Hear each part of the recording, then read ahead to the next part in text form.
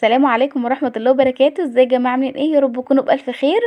النهاردة ان شاء الله بإذن الله هنعمل مع بعض الفراخ الجميلة اللي انتوا شايفينها ديت. بصوا بقى يا جماعة، الفراخ ديت يعني بصراحة حيرتني. حاجة كده يعني مكونة ما تعرفوش ان هي مشوية ولا ني في ني. يعني هي حاجة كده تحسوها ني في ني، خفيفة جدا على المعدة، وفي نفس الوقت تحسوها ان هي مشوية. يعني حاجة كده خليط ما بين الني في ني وما بين المشوي.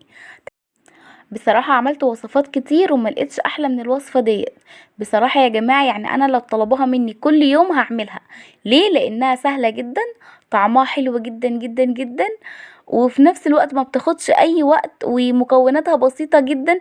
واي حاجة عايزين تحطوها في الوصفة دي، يعني اي خضار عايزين تحطوه مع الوصفة دي هتضيفوه. لو انتوا حابين تستغنوا عن اي خضار فيها برضو انا حطاه، برضو هتستغنوا. يعني الوصفة ديت يا جماعة بصراحة تحفة، تحفة تحفة. ليه؟ هقول لكم مع بعض دلوقتي احنا وشغالين ايه اللي ممكن نستغنى عنه وايه اللي ممكن كمان نضيفه مكان، يعني كبديل. يلا بينا بس عشان ما نطولش وقت الفيديو اكتر من كده. يلا بينا نسمي الله ونصلي على رسول الله ونبدأ في الوصفة بتاعتنا على طول.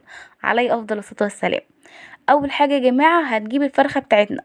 طبعا الفرخه بتاعتي ديت انا غسلتها كويس ونقعتها كمان في ملح وخل وليمون. ضروري يا جماعه تتنقع عشان الزفاره، وفي نفس الوقت عشان ما تاخدش وقت في السوا، وبتبقى طعمها حلو قوي. الناس اللي بتقول ما ننقعش الفراخ، حتى لو مش عشان الزفاره، عشان الخل والحاجات اللي احنا بننقعها فيها ديت بنحس ان هي بتساعد على السوا، فعشان كده ضروري ان احنا ننقعها. بصوا بقى يا جماعه، عندي هنا كمان تشكيله من البهارات، وهي هتكون عبارة عن ملح وفلفل اسود وشطة وبابريكا، وعندي هنا كركم وبهارات السبعة، وكمان شوية من بهارات الفراخ، ورشة صغيرة خالص كده من الزعتر. وعندي بقى اللي هيخلي اللون الجميل اللي انت شفتوه دوت، بودرة الزعفران. يعني قد ربع معلقة صغيرة خالص كده، او اقل كمان، تمن معلقة صغيرة خالص كده من بودرة الزعفران. هتدي اللون بتاع الفراخ الجميل اللي انت شفتوه دوت، اللي هو اللون اللي يعني مخليها زي المندي. بصوا بقى، هنتبل الفراخ كده من جوه ومن بره على الوشين. وفي خطوه هنا يا جماعه انا نسيت ان انا اعملها، ان احنا نفتح الفراخ. انا نسيت ان انا افتح الفراخ بالسكينه بالشكل اللي انتوا هتشوفوه دلوقتي دوت. دي الخطوه دي المفروض كانت اتعملت قبل ما بهر الفراخ. بصوا بقى، هنبهرها كويس كده وتحت الجلد وكل حاجه، يعني كاني بعمل لها مساج بالظبط. بصوا بقى، انا عشان نسيت الخطوه ديت عملتها دلوقتي، بس طبعا انتوا المفروض تعملوها قبل ما تبهروها على طول. شايفين؟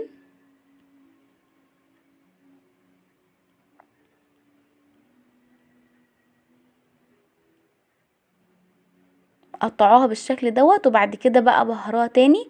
دخلوا البهارات والتوابل ديت في الفتحات اللي احنا عملناها. شايفين يا جماعة؟ اظن سهلة خالص. حابين بقى تسيبوها نص ساعة او ساعة بالبهارات اللي احنا حطيناها ديت، مفيش اي مشكلة. حابين تشتغلوا فيها على طول زي ما انا عملت برضو مفيش اي مشكلة، عادي خالص. انا كده حولتها في الطبق تاني. وهجيب بقى عندي هنا شوية من الخضار، عندي هنا بصل وكمان بطاطس وواحدة طماطم. بصوا، اهم حاجه ضروريه في الوصفه بتاعتي ديت البصل، بس كده. لو انت بقى حابه تستغني عن البطاطس براحتك، حابه ان انت تضيفي بطاطس وتضيفي معاها كمان خضار بسله جزر، برضو براحتك.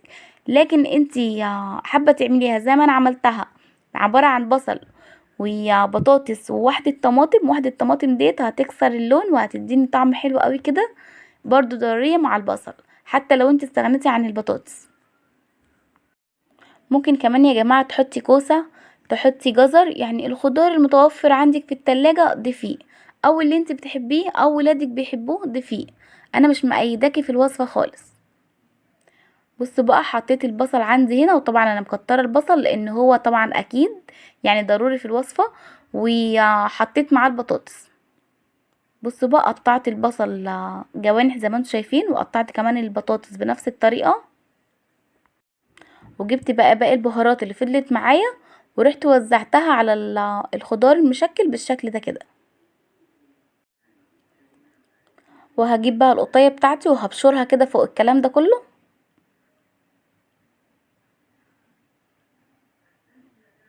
اهيت يا جماعة بالمبشرة الصغيرة ديت، وهبدأ بقى ان انا ابشر الطماطم بتاعتي ديت.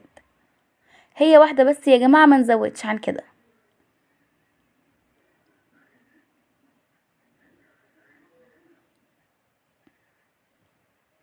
بشرت الطماطم.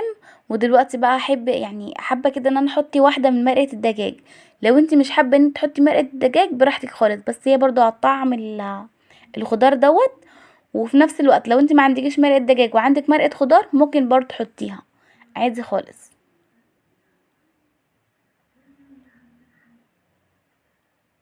اهيت يا جماعه، نكسرها كده ونضيفها للخضار دوت، هتخلي طعم الخضار بتاعي في حته تاني برضو.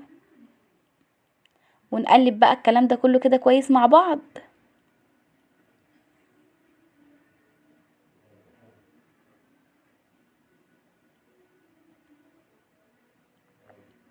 ونجيب بقى الصينيه او الصاج اللي هنحط فيه الفراخ ويدخل الفرن، وننزل بقى الخضار بتاعنا ده كله كده.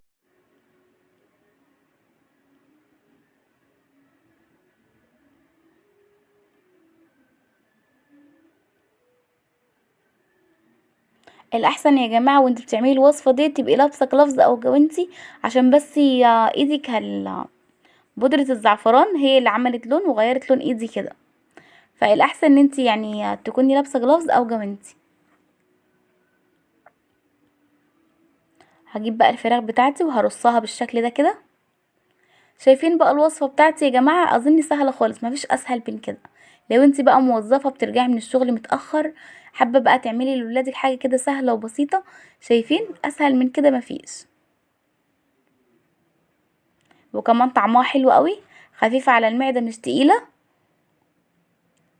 بصوا بقى رصيت الفراخ بالشكل دوت. اخر حاجه احطها هنا بقى يعني قد معلقتين كده من الزيت.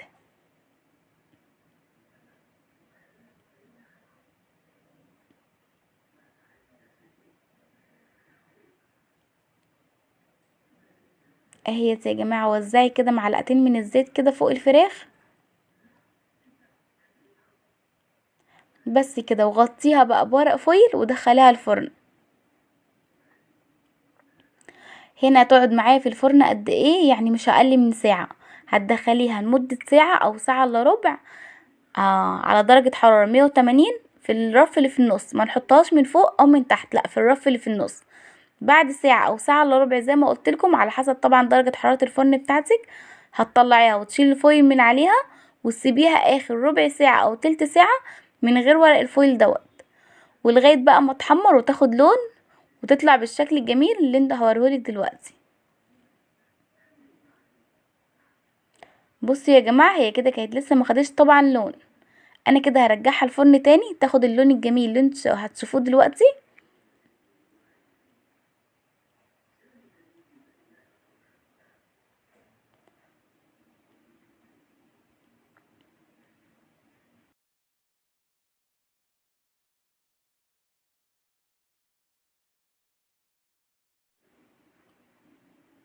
بصوا بقى بعد ما خدت لون بقت بالشكل اللي انتوا شايفينه دوت.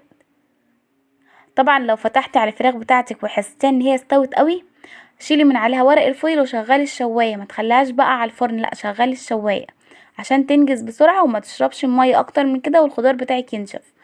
لكن انا طبعا عشان كانت لسه يعني فيها نسبه ميه بسيط، وكمان يعني احنا بنحبها دايبه قوي زياده عن اللزوم بحيث ان انت تمسكي الفرخه كده تقع منك. فعشان كده انا سبتها الربع ساعه الاخيره برضو على الفرن مش الشوايه. لو عجبكم بقى الفيديو بتاع النهارده يا ريت ما تنسونيش في اللايك والشير وكمان الاشتراك للقناه عشان يوصلك كل جديد. وباي باي.